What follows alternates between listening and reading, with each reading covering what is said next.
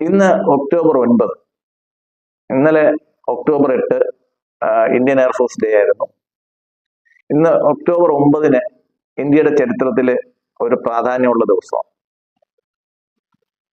നമ്മൾ ഇന്ത്യയുടെ വ്യാവസായിക സാമ്പത്തിക ചരിത്രം എടുത്ത് പരിശോധിക്കുമ്പോൾ ടാറ്റ എന്ന മലയാളത്തിൽ 2 അക്ഷരവും ഇംഗ്ലീഷിൽ 4 അക്ഷരവും ഒരിക്കലും മായപ്പെടാത്ത രണ്ട് അക്ഷരങ്ങളാണ്.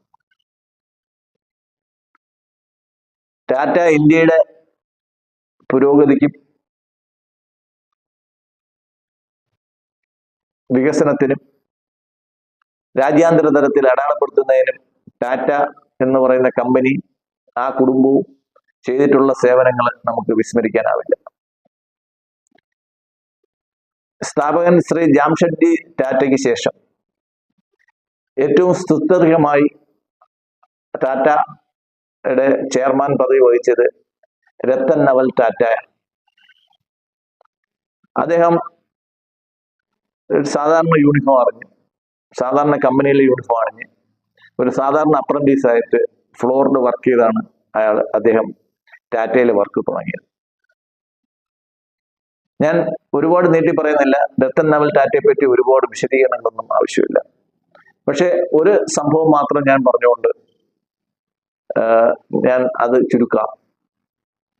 അദ്ദേഹം മരിക്കുന്നതിന് 1 വർഷത്തിന് മുമ്പ് ഇന്റർവ്യൂ എടുത്ത ഒരാൾ ചോദിച്ചു, അംബാനി അദാനിയൊക്കെ വളരെ ഈയിടയ്ക്ക് വന്നതാണ്, ന്യൂ ജനറേഷൻ ബിസിനസ്സുകാരാണ്, അവരെല്ലാം ടാറ്റയെക്കാളും ബഹുദൂരം മുമ്പിലാണല്ലോ, എന്തുകൊണ്ട് ടാറ്റ പിറകിലായി പോയി?